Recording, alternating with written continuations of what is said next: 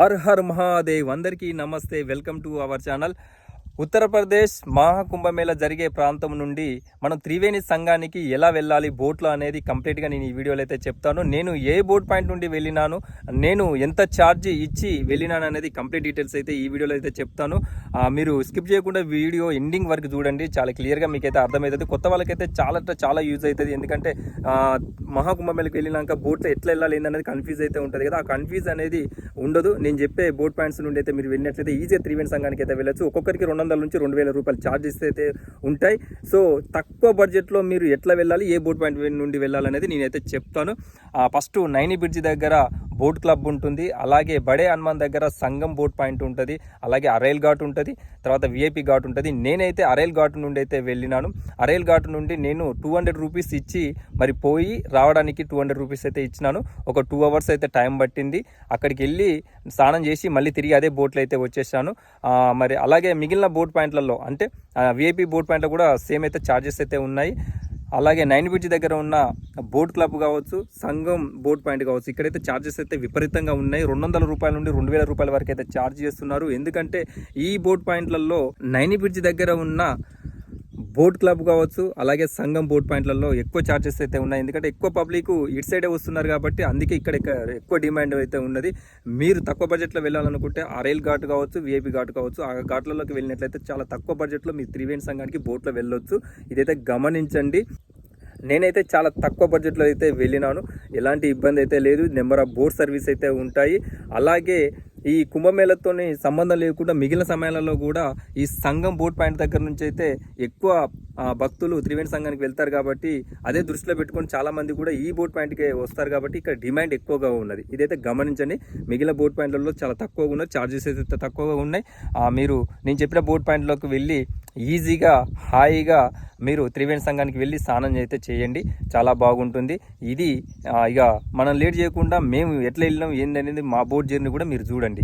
Thank you. చూసిన తర్వాత లాస్ట్లో కామెంట్ బాక్స్లో కామెంట్ అయితే ఫ్రెండ్స్, మేమైతే 24-25 సెక్టర్ నుండి నడుచుకుంటూ అరైల్ ఘాట్ దగ్గరికి అయితే వచ్చేసినాం. ఇక్కడ కనిపిస్తున్న అరైల్ ఘాట్ దగ్గరలో అయితే ఇలా గడ్డి అయితే పరిచినారు. గడ్డి ఎందుకు పరిచినారు అంటే దుమ్ము లేకుండా ఉండడానికి అని ఇట్లా గడ్డి అయితే కంప్లీట్గా ఈ నది వెమ్మటి గడ్డి అక్కడ దాకా అయితే పరిచినారు. సో ఈ విధంగా అయితే ఉన్నది. బర్డ్స్ అయితే చూడొచ్చు, ఒక డిఫరెంట్ బర్డ్స్ని అయితే మనం చూస్తూ ఉన్నాం.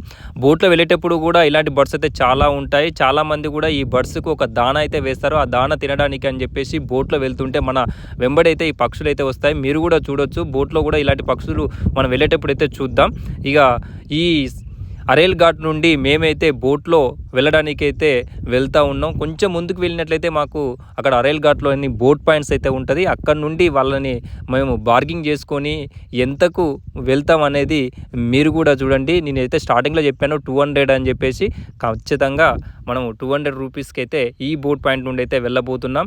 చాలా నెంబర్ ఆఫ్ బోట్స్ అయితే ఉన్నాయి. చాలామంది భక్తులు కూడా వెయిటింగ్ అయితే చేస్తున్నారు. ఒక్కొక్క బోట్లో మినిమం ఒక 6 నుంచి 8 మంది లేదంటే 10 మంది కంటే ఎక్కువ అయితే తీసుకెళ్లరు. ఇప్పుడు మనం చూస్తున్న బోట్లలో పెద్ద బోట్లలో అయితే ఎక్కువ వెళ్ళొచ్చు. ఈ బోట్లో మాత్రం మినిమం అయితే ఒక 6 మెంబర్స్ అయితే వెళ్ళొచ్చు, మ్యాక్సిమం 10 మెంబర్స్ వరకు అయితే వెళ్ళొచ్చు. అంతకు మించి అయితే ఎక్కువ మందిని అయితే తీసుకెళ్లరు. మేము వెళ్ళే బోట్లో అయితే ఒక 6 మెంబర్స్ అయితే వెళ్ళబోతున్నాం. ఆల్రెడీ మేమైతే బార్గింగ్ చేసినాం. ఒక్క పర్సన్కి వచ్చేసి 200 రూపీస్. వాళ్ళైతే చాలా ఎక్కువ చెప్పినారు. మేమైతే ఫైనల్గా 200 రూపీస్కి అయితే ఫిక్స్ చేసినాం. ఫుల్ పబ్లిక్ అయితే కనిపిస్తున్నారు కదా, అందరూ కూడా సంఘానికి వెళ్ళడానికి అయితే వస్తూ ఉన్నారు. కొంతమంది సంఘం దగ్గరికి వెళ్ళి స్నానం ఆచరించి మళ్ళీ తిరిగి బోట్లో అయితే వెళ్తూ ఉన్నారు. మనం కూడా వెళ్దాం. మొత్తానికైతే మన బోటు బయలుదేరడానికైతే సిద్ధంగా ఉన్నది. బోటు బయలుదేరే ముందు ఈ బోట్లో ఎంతమంది కూర్చుంటే అందరికీ లైఫ్ జాకెట్ అయితే ఇస్తారు. తప్పకుండా లైఫ్ జాకెట్ అయితే వాడండి. ఎందుకంటే ఒకవేళ వాడకపోతే 30,000 పెనాల్టీ అని చెప్పేసి వాళ్ళైతే చెప్పడం జరిగింది. వాళ్ళు పెనాల్టీ ఉన్నా లేకున్నా కూడా మన సేఫ్టీ కోసం అయితే తప్పకుండా ఈ లైఫ్ జాకెట్ అనేది మనం వేసుకోవాలి. అలాగే ఒక పక్క గంగా నది, మరొక పక్క యమునా నది అంతర్వాహినిగా సరస్వతి నది అనేది ప్రవహించడం జరుగుతుంది.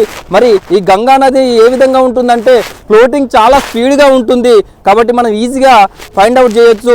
యమునా నది అనేది చాలా స్లోగా ఉంటుంది. ఇప్పుడు మనం చూస్తున్నది యమునా నది, మరొక పక్క గంగా నది ఉంటుంది. గంగా నది ఫ్లోటింగ్ అనేది స్పీడ్గా ఉంటుంది. గంగా నది ఫ్లోటింగ్ వచ్చినప్పుడు మీకు ఆ విజువల్స్ అయితే చూపెట్టడం జరుగుతుంది. ఇక అంతర్వాహినిగా అయితే సరస్వతి నది అయితే ఉంటుంది.